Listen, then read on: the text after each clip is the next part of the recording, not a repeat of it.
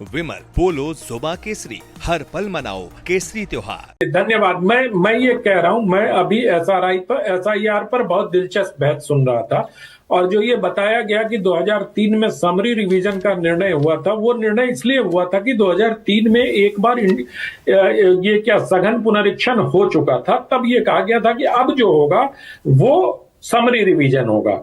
लेकिन 2003 से 2025 22 साल का अंतराल बहुत लंबा होता है मानक जी।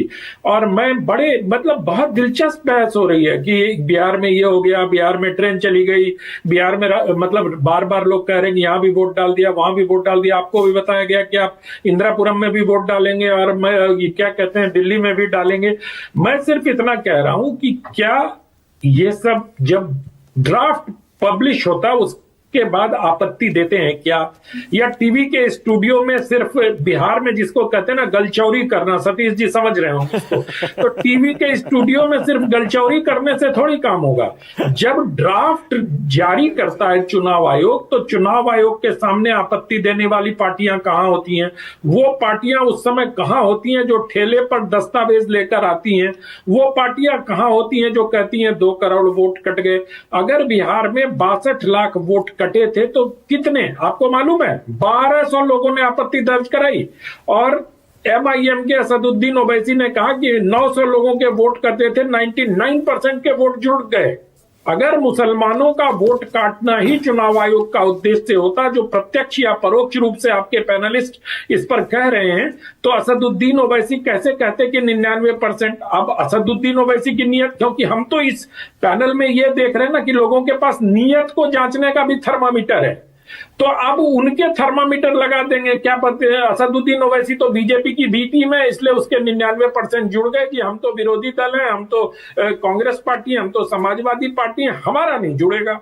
अरे मानक जी, मैं कल की बात बता रहा हूं, संडे को 14 साल पहले जिस फ्लैट में मैं रहता था वहां से बीएलओ ने फोन किया और 3 बार कंफर्म किया आपका नाम काट दूं, आप इस पे रहते हैं नहीं रहते? मैंने कहा भैया मैं तो फॉर्म 7 2 बार जमा कर चुका हूं, नाम ही नहीं कट रहा, आप कृपया उसको काट दीजिए।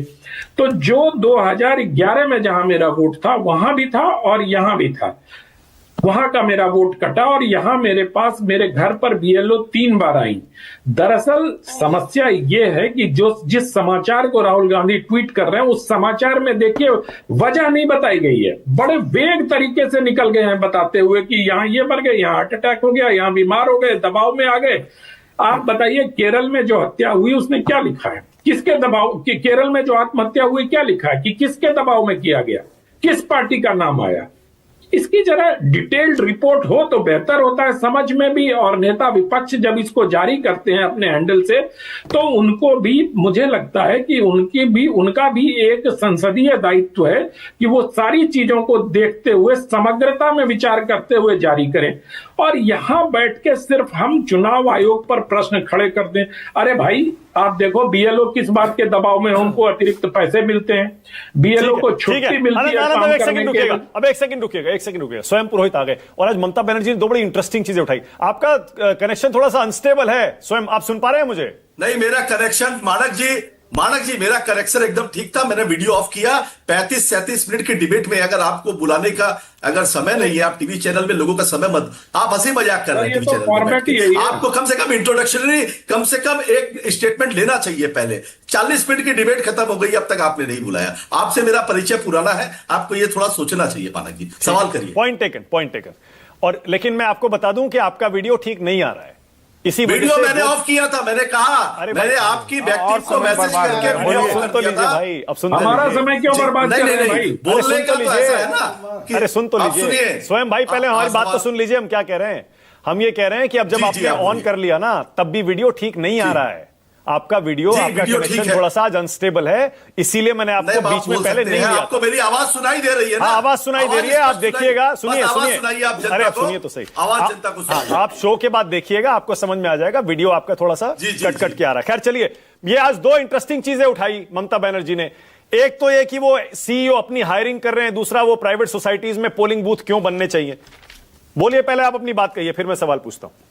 देखिए, सबसे पहले तो ये जो अभी पूछ रहे थे ना, ये मैं टीवी चैनल में आपके दर्शकों को ये दिखाने की कोशिश कर रहा हूं। ये महिला है, इनका नाम है रिंकू तरफदार और ये इन्होंने ये बीएलओ थी और ये सुसाइड कर ली। 95% इन्होंने एनुमरेशन फॉर्म भर दिया था। इनकी गलती क्या थी? इनके पास टेक्निकल नॉलेज नहीं था। ग्राम में रहती है, इनके पास नॉलेज नहीं था। इनका ये मैं दिखा